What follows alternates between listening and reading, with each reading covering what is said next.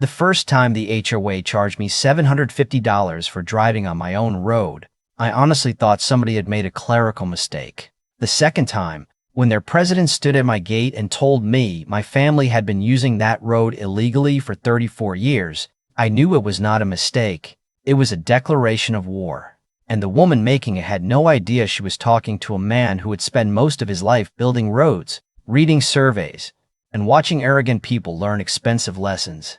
My name is Cole Mercer. I was 54 years old when this happened, and I had recently retired from a highway construction company after nearly 3 decades of running crews across western Montana. My place sits on 17 acres outside a little town called Dry Creek, where the mountains turn purple around sunset and winter wind can peel the paint off a barn if you give it enough time. The property had belonged to my family since 1989, when my grandfather bought it from a cattle rancher who was getting too old to keep up with the land. Back then, there was no neighborhood, no decorative entrance sign, no matching mailboxes, just sagebrush, pine, mud, and a narrow path leading toward the county road. That first summer, my grandfather, my father, and I built our own access lane. I was 17, skinny as a fence post, and convinced I knew everything because I could drive an old dump truck without stalling it. We hauled crushed granite from a quarry 20 miles away, spread it with the shovels, shaped the drainage by hand, and packed the surface using a borrowed roller that smoked so badly we had to stop every hour and pour water over the engine. My grandfather called it Mercer Lane, though no official sign ever carried the name. To everybody else, it was just the gravel road by the cottonwoods. To me, it was the first thing I ever helped build that lasted longer than the men who taught me how to build it. My grandfather died in 2004. My dad followed 9 years later, and every morning after that, I walked that road with a mug of coffee and listened to the stones grind beneath my boots. That sound reminded me that some things still belong to the people who worked for them. Then a developer arrived in 2021 and purchased the dry pasture east of my land. Within 18 months, 42 oversized houses appeared where cattle used to graze. They called the place Summit Hollow, which was funny because there was no summit and barely a hollow. But I suppose Cedar Cul-de-sac did not sound luxurious enough for the brochures. The development came with stone pillars, ornamental grass, a fake waterfall that froze solid every January, and a homeowners association run by people who had been neighbors for about 6 minutes and already considered themselves a government. I was invited to join during their first organizing meeting. A young man in a blazer stood on my porch holding a glossy folder and told me membership would help preserve our shared community vision. I told him my community vision involves being left alone, thanked him for the folder, and used it later to catch oil under my lawnmower. For almost a year, that was the end of it. Then Marla Whitcomb moved in. Marla was 47, recently relocated from Seattle, and carried herself like she had been sent by corporate headquarters to reorganize rural Montana. She drove a silver Range Rover, wore white sneakers that somehow never touched dirt, and spoke in polished little phrases like community alignment, visual continuity, and resident accountability. Within 4 months, she became HOA president. Within 6, she started correcting people who had lived there longer than she had been alive. The Hendersons were told their red barn was visually aggressive. A retired mechanic named Roy was fined because his work truck had commercial lettering on the door. One family received a warning because their children left bicycles near the front porch after sunset. Marla called it maintaining standards. Most of us called it what it was: a bored woman discovering that a clipboard could make her feel powerful. My troubles started because delivery drivers preferred Mercer Lane. Summit Hollow had been designed by somebody who apparently hated straight lines. Their official entrance twisted through 3 narrow curves, past a decorative fountain, then split into 2 cul-de-sacs before reaching the back homes.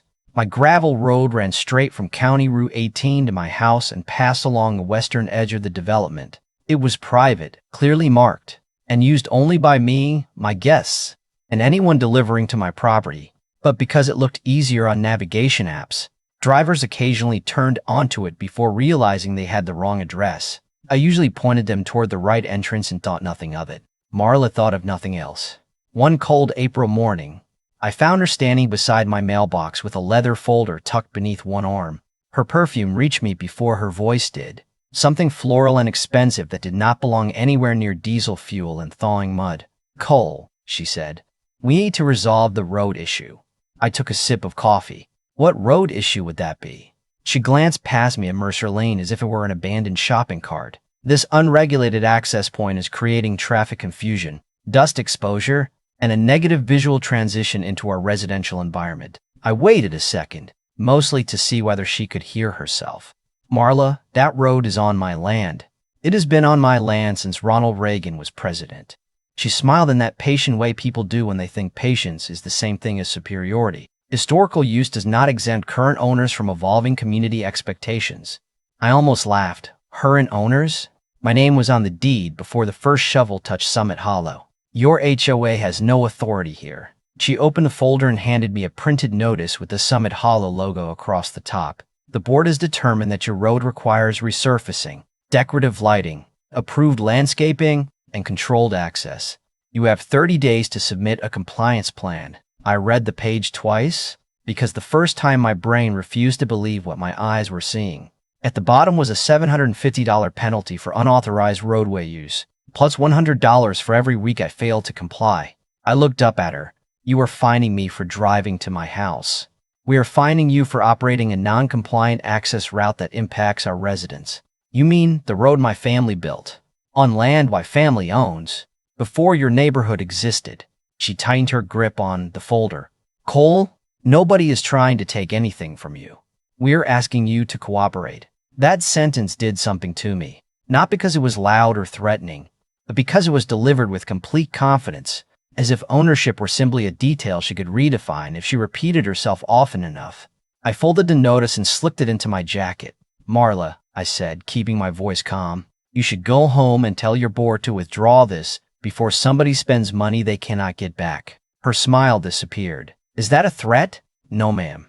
That is advice from a man who knows exactly where his property lines are. She turned sharply, her shoes crunching across the gravel my father and grandfather had laid with their own hands, then climbed into her Range Rover and drove away using the first 3 feet of my road.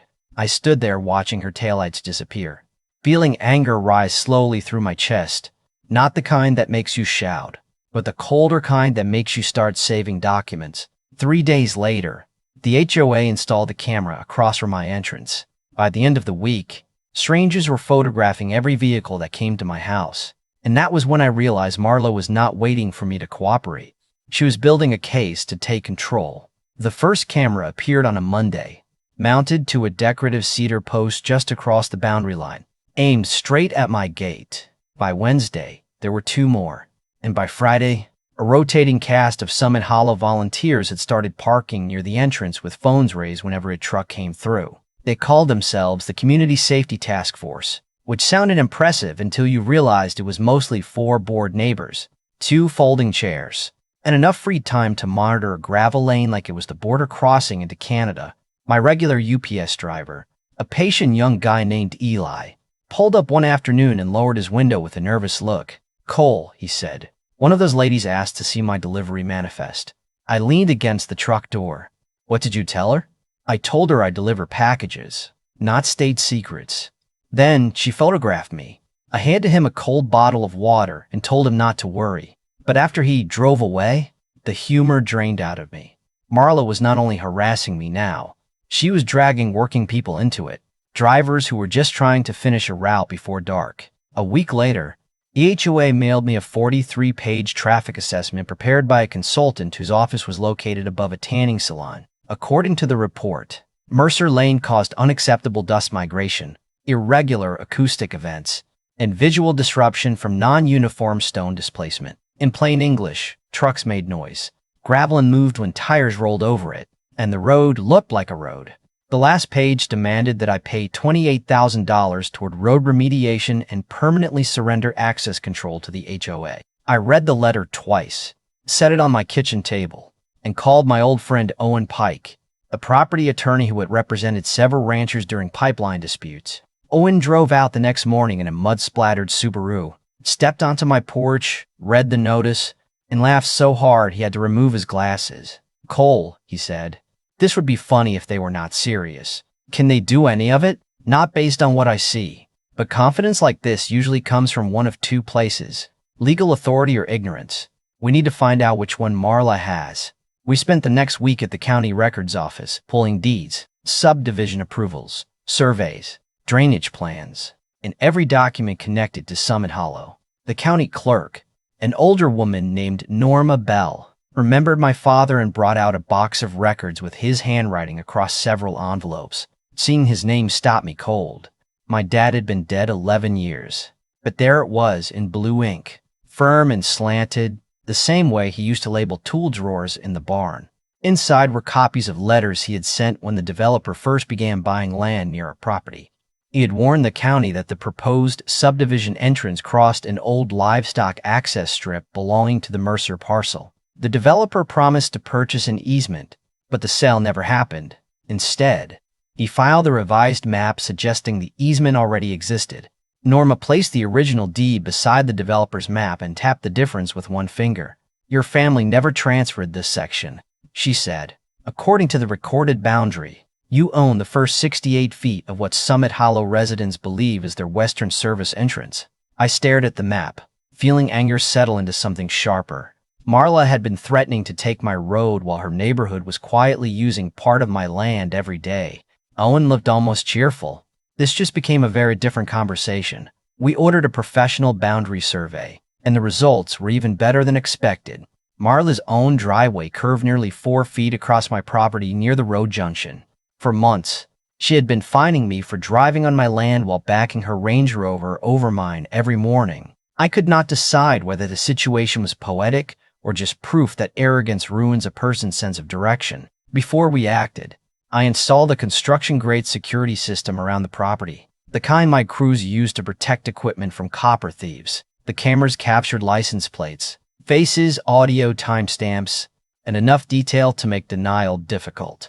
That decision paid for itself 3 nights later when someone scattered roofing nails across the lane. I found them at dawn, hundreds of little silver points catching the sunrise. One tire on my pickup was already flat. The image took me back to being 17. Watching my father rake that same stretch of road smooth while my grandfather drove the roller behind him. Something about seeing Sabotage on ground they had built made the anger personal in a way the fines never had. I called the sheriff. Deputy Luis Ramirez arrived with a magnetic sweeper borrowed from the county road department, and together we pulled nearly 300 nails from the gravel. My cameras had recorded a hooded figure stepping from a dark SUV at 1:47 in the morning. The face was hidden, but the vehicle carried a Summit Hollow parking decal, and the person's jacket had reflective piping matching the ones worn by Marla's little safety patrol. Luis watched the footage twice. "Whoever this is," he said, "they are escalating. Keep every file. Do not confront them alone." Marla denied knowing anything about the nails. Of course. She stood at the edge of my property the next afternoon, arms folded, concern arranged carefully across her face. "That is terrible," she said, though she sounded about as heartbroken as someone reading a weather report. "Perhaps it demonstrates why your uncontrolled road has become a security risk." I looked at her for a long moment. "You think nails placed on my private lane prove you need control of it?" "I think conflict attracts unpredictable behavior." "No, Marla, people create conflict. Roads just sit there," her eyes narrowed. "You have made your position clear." "So have you," I said, "and yours is now being recorded." She glanced toward the nearest camera, and for the first time since this started, I saw uncertainty. It did not last. Over the next 2 weeks, anonymous complaints hit nearly every county department. My barn was reported as an unpermitted commercial structure, though it had been approved in 1992. My restored 1981 Ford pickup was labeled an abandoned vehicle. My firewood stack became a wildfire hazard despite sitting inside a cleared gravel perimeter that exceeded county recommendations. Every inspector arrived irritated, checked the records, apologized, and left. Then one of them called me privately. His name was Howard Mills, a county road inspector who had signed off on Mercer Lane years earlier. Marla had invited him to coffee and slid an envelope containing $1,500 across the table, asking whether a closer inspection might uncover enough problems to force closure. Howard refused, reported the attempted bribe, and gave a formal statement to county ethics investigators. That was the moment I stopped viewing Marla as merely obnoxious. She was willing to corrupt public officials, falsify complaints, and endanger drivers because one man refused to accept her authority. Owen filed a harassment complaint, a trespass notice, and a demand that the HOA remove every camera directed at my property. Then we requested the HOA's public filings and financial disclosures. What came back was a treasure chest of arrogance. Summit Hollow had listed Mercer Lane as a community access asset on financing documents, using my road to support higher valuations and lower maintenance projections. They were claiming financial benefits from property they did not own while trying to charge me for using it. Worse, the HOA's original covenant documents had never been properly recorded with the state. Their attorney had filed a draft, not the final signed version, for nearly 4 years. They had issued fines and threatened homeowners under powers that might not legally exist. Owen leaned back in my kitchen chair and shook his head. "This HOA has about as much authority as a neighborhood book club," he said. "A loud book club with a legal budget," I replied. The deeper we dug, the uglier it became. Marla's husband's paving company had received more than $60,000 in no-bid HOA contracts. The board had used homeowner fees to pay for private surveillance, legal threats. In the traffic study aimed at my road, several residents have been pressured into paying fines that were never approved in meeting minutes. When I quietly shared this information with the Hendersons and a few other longtime families, stories started pouring out. A widow named Carol had been threatened over the color of her wheelchair ramp. Roy, the retired mechanic, had paid $2,000 in fines because Marla claimed his work truck lowered neighborhood prestige. A young couple had removed a playhouse after being warned the HOA might place a lien on their home. This was no longer my fight. I had simply become the first person with enough records, experience, and stubbornness to push back. Marla sensed the ground shifting and made one last attempt to isolate me. She hired a private investigator who followed me to the hardware store, the diner, and even the cemetery where my father was buried. He was not subtle.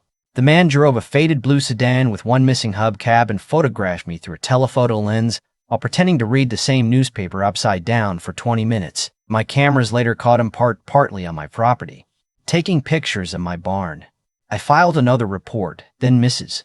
Carol Jensen knocked on my door holding a small digital recorder.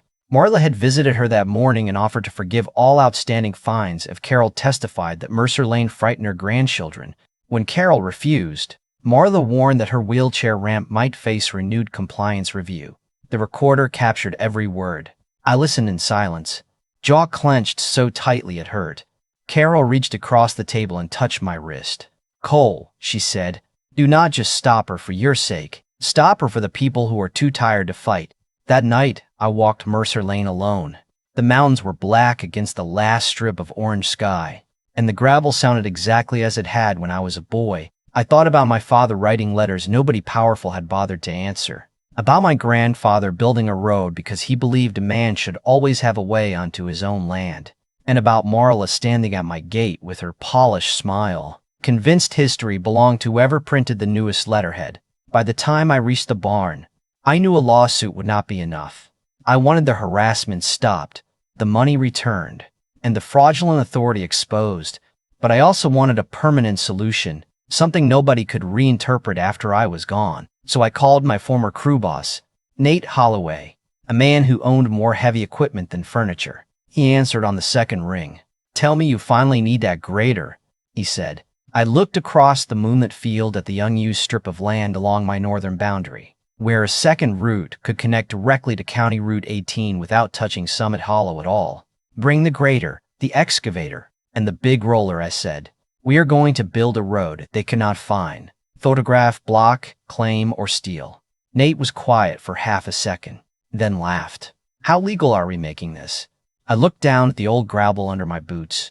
"More legal than anything they have ever done." Nate arrived before sunrise 2 days later with a convoy that sounded like thunder rolling down County Route 18. 1 excavator, 1 motor grader, a compaction roller, 3 dump trucks, and enough crushed stone to make every curtain in Summit Hollow twitch at once. I had spent the previous 48 hours doing what Marla never expected me to do, securing permits, confirming setbacks, filing drainage plans, and having the new routes surveyed down to the inch. The road would run along my northern boundary, connect directly to the county highway, and remain entirely inside the Mercer parcel. No shared entrance, no disputed easement, no HOA cameras, no room for interpretation. By 7:15, Marla was standing across the field in a cream-colored jacket with her phone pressed to her ear, staring at the machinery like I had parked an aircraft carrier beside her flower bed. The first sheriff's vehicle arrived before Nate had finished unloading the grader. Deputy Ramirez stepped out, glanced at the equipment, then looked at me with a tired expression. "Let me guess," he said. "Unauthorized military construction." "Close," I replied. "Marla called it an attack on community infrastructure." Lewis rubbed his forehead. "Please tell me you have permits." I handed him a binder thick enough to stop a door. He flipped through the county approval, environmental review, noise authorization, drainage certification, and utility clearance, then let out a low whistle. "Cole, this is more paperwork than the county used to build its own parking lot. I believe in being neighborly." He walked over to Marla and explained that the work was legal, permitted, and located on private property. She argued for nearly 10 minutes, using phrases like emergency intervention and community destabilization, until Luis finally raised one hand. "Ma'am, building a road is not an emergency. Calling 911 because you dislike a legal construction project may become one." That shut her up, though only temporarily. Construction began at 7:30 sharp. Nate cut the first strip of soil while I stood near the barn, watching the excavator bucket peel back the grass in one smooth motion. The smell of fresh earth rose into the cold morning air, and for a moment I saw my father beside me, younger than I remembered him, sleeves rolled up, telling me to check the slope before laying stone. I had started this project as a counterattack, but standing there, I realized it was becoming something else. It was not about humiliating Marla anymore. It was about finishing the work my family had begun and making sure nobody could threaten our access again. We built slowly and correctly. Nate shaped the grade, I checked drainage, and the crew installed culverts large enough to handle spring runoff that usually overwhelmed Summit Hollow's decorative ditches. We laid engineered base and compacted lifts, crowned the surface for drainage, reinforced the approach for fire engines, and documented every stage. Meanwhile, the subdivision roads cracked under the weight of ordinary delivery trucks because their developer had used cheap fill beneath thin asphalt. The comparison was almost cruel. My private road looked stronger every day, while theirs looked worse every time it rained. Marla responded by filing for an emergency injunction, claiming my construction violated HOA covenanters and caused emotional distress to residents. The hearing lasted less than 40 minutes. Owen placed my deed, survey, permits, and the unrecorded covenant documents before Judge Elaine Porter. Marla's lawyer presented photographs of dump trucks and a printed statement describing the project as visually hostile. Judge Porter removed her glasses and looked directly at Marla. "You are asking this court to stop a man from improving lawful access on his own property under rules your organization failed to record properly. Do I understand that correctly?" Marla leaned toward the microphone. "Your Honor, the community is experiencing severe anxiety." The judge looked toward the photographs again. "The presence of construction equipment is not a legal injury. The petition is denied. Legal fees are awarded to Mr. Mercer, and any further filing must demonstrate actual standing." The gavel came down, and Marla's face went pale enough to match her jacket. Outside the courthouse, Owen handed me another folder. The forensic accountant had completed her review.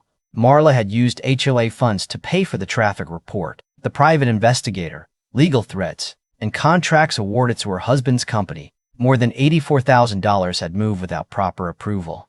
The county ethics office had also connected Howard's bribery statement to emails discussing how to create enforcement leverage against me. The state investigator wanted copies of everything. Marla had spent months trying to prove I was the problem, and in the process, she had created a neat, time-stamped record of her own fraud. The final act came 3 nights before the road was scheduled to open. My cameras caught a man named Travis Boone, one of Marla's board members, crawling beneath a new gate control box with wire cutters. The motion lights snapped on, and Travis froze with both hands inside the panel, his face perfectly visible. He tried to run, slipped in the gravel, and landed hard enough to lose one shoe. Deputy Ramirez arrested him 20 minutes later. During questioning, Travis admitted Marla had told him the HOA would cover his legal expenses if he disabled the gate and made the project appear unsafe. Once that statement reached the state investigator, the board began collapsing. 2 members resigned before breakfast. Another turned over emails. The private investigator Marla had hired contacted Owen and revealed that she had asked him to plant illegal pills inside my pickup, then arrange an anonymous tip to police. He had refused, quit, and saved the recorded conversation. That was the moment the case stopped being neighborhood drama and became a criminal investigation. The road opened on a bright Saturday morning in October. I installed a black steel gate with a simple sign that read, Mercer Private Road. Authorized access only.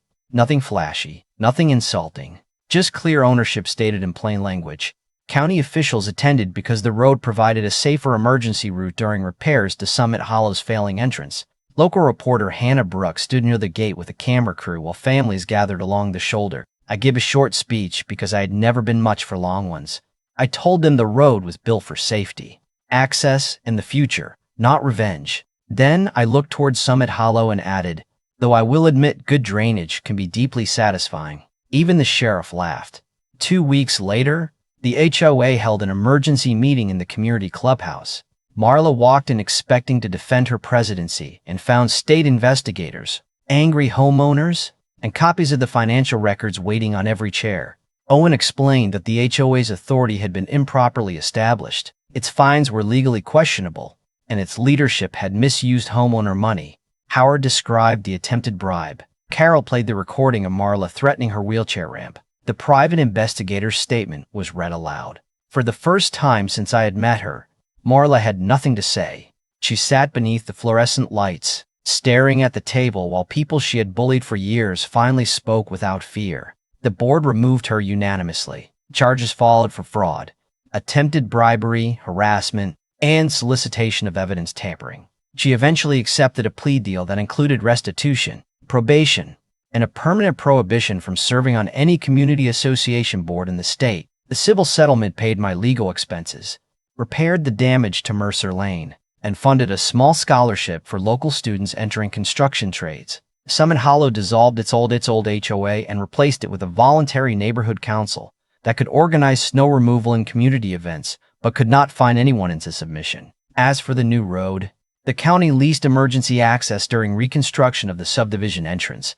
which meant the same people who once wanted to charge me for using my property ended up paying me for permission to use mine. Every morning now, I walk along the gate with my coffee and listen to tires humming over a surface built to outlast me. I still keep the old gravel lane, though I could never erase the stones my father and grandfather placed there. Some roads carry vehicles, and some carry memory. Marla never understood the difference. Maybe you think I went too far by building an entirely new road when a lawsuit might have been enough. Maybe you think people like her only stop when someone draws a line they cannot cross. Tell me what you would have done.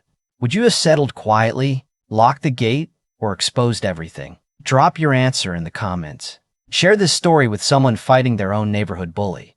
And subscribe for more stories about ordinary people who discovered that real authority does not come from a title, a clipboard, or an expensive letterhead. It comes from truth, courage, and knowing exactly where your property line is.